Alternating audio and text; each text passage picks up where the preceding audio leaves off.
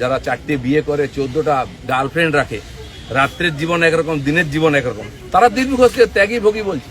আহাম্মক বড় বড় কথা কারা বলছে? যারা মমতা ব্যানার্জি আঁচলের তলায় থেকে নেতা হয়েছে। আরো বড় বড় কথা বলছে, অনেকে চরিত্রের কথা বলছে, যারা কালীঘাটের উচ্ছিষ্ট খেয়ে জীবন কাটিয়েছে, আজকে বিজেপির উচ্ছিষ্ট খেয়ে বেঁচে আছে, তারা দিলীপ ঘোষকে ক্যারেক্টার সার্টিফিকেট দিচ্ছে। আর এই দালালরা যেদিন থেকে পার্টিতে এসছে, বিজেপির গন্ধও চলে গেছে, বিজেপির স্বাদও চলে গেছে, লোক বিজেপির ভরসা করতে পারছে না। যাদেরকে আমি নিয়ে এসে নেতা বানিয়েছি, যারা বিজেপি দেশে করে খাচ্ছে, তাদেরই বেশি পেট ব্যথা।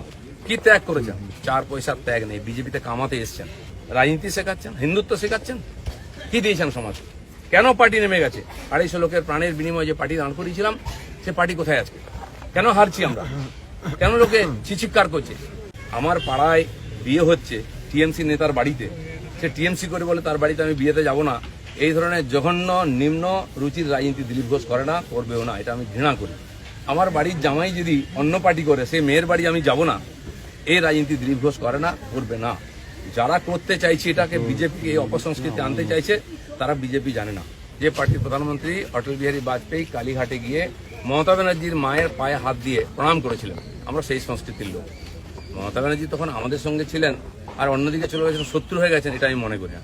রাজনীতি আমার কোনো শত্রু নেই, আমি সবাইকে মিত্র করার চেষ্টা করি। আর মিত্র করেছে বলে ভারতীয় জনতা পার্টি এত বড় হয়েছে। অন্য পার্টির বহু নেতা এসে পার্টির নেতৃত্ব করছেন। তো সেই জন্য আমরা সেই সংস্কৃতির লোক, সেই পার্টির কর্মী, যে পার্টির প্রধানমন্ত্রী অটল বিহারী বাজপেয়ী শান্তির বার্তা নিয়ে বাসে চড়ে লাহোরে গেছিলেন, শত্রুর দেশে গেছিলেন, ঘোষিত শত্রু পাকিস্তান, প্রধানমন্ত্রীর সঙ্গে আলাপ করেছিলেন।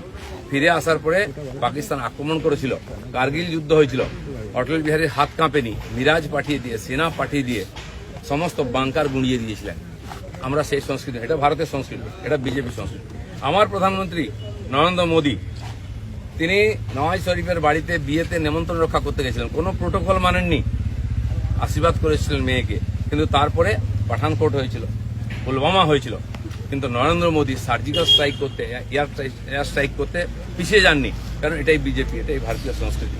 তারা বিজেপি জানে না, তারা দিলীপ ঘোষকে চেনে না, এর পিছনে কত ত্যাগ তপস্যা আছে জানে না।